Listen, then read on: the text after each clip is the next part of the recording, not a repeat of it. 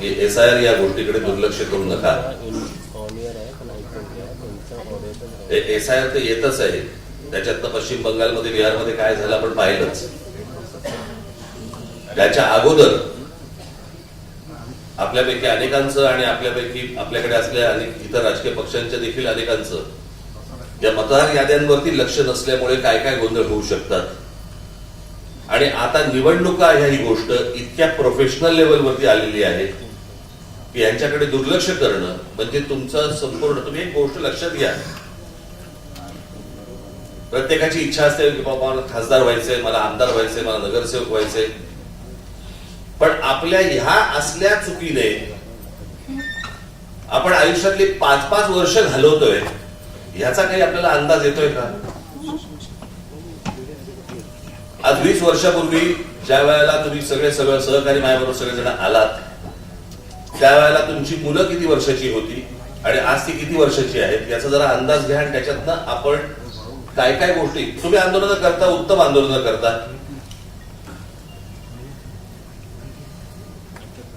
भाषणे उत्तम करता, घराघरापर्यंत लोकांना विचार पोहोचवता, सगळ्या गोष्टी करता, लोकांना भेटत असता, सगळं काही आहे.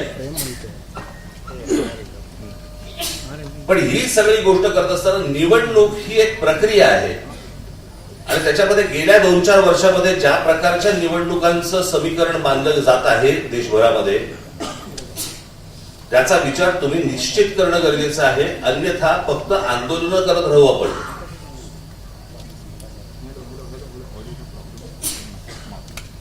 मी आता परवा दिवशी पण आपला तो आपला विभाग अध्यक्ष ते महाराजांचा महेश बरकसे महाराजांच्या जिरोटोपावरती जैनांचा झेंडा इथपर्यंत गेलं की सगळं तुम्हाला महाराजांचा जिरोटोप वगैरे कळेल असं झाला. पण ह्या सगळ्या गोष्टी काही जाणून बुजून सुरू आहेत का? की निवडणूक प्रक्रियेकडे तुमचं संपूर्ण दुर्लक्ष होऊन फक्त तुम्हाला आंदोलनामध्ये गुंतवून ठेवण्याचं काम सुरू आहे का? मला असं वाटतं हे पण तुम्ही तपासणं गरजेचं आहे, आवश्यक आहे. आज वर्षानुवर्ष इथे अनेक जैन लोक राहत आहेत. प्रत्येक धर्माबद्दल आम्हाला आदर आहे. त्यांच्या मुली जे काही उत्तम काम करत असतील त्याही बद्दल आदर आहे. पण काही जण जे आहेत त्यांच्यातले काही मुली हे भारतीय जनता पक्षाच्या गच्छोपी लागलेत आणि गच्छोपी लागून तिथे ते राजकारण करण्याचा प्रयत्न करतायत ज्याच्यामध्ये तुम्हाला अडकवून ठेवतायत. तो एक जण कोणतरी आहे, तो त्याला मुनी पण म्हणत नाहीत. कोणतरी एक जण आहे त्याला मुनी पण म्हणत नाहीत.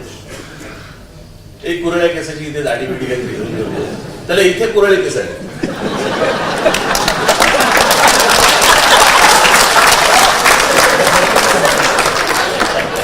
उलट झालं की काय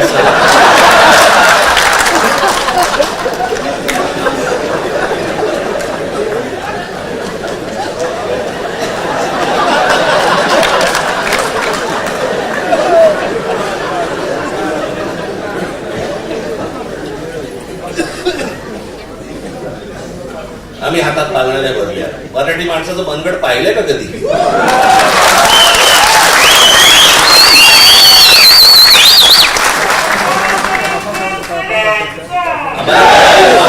भांडण नकोय, परंतु वाद उघडून काढणार असाल आम्ही रस्त्यावरती उभे राहू.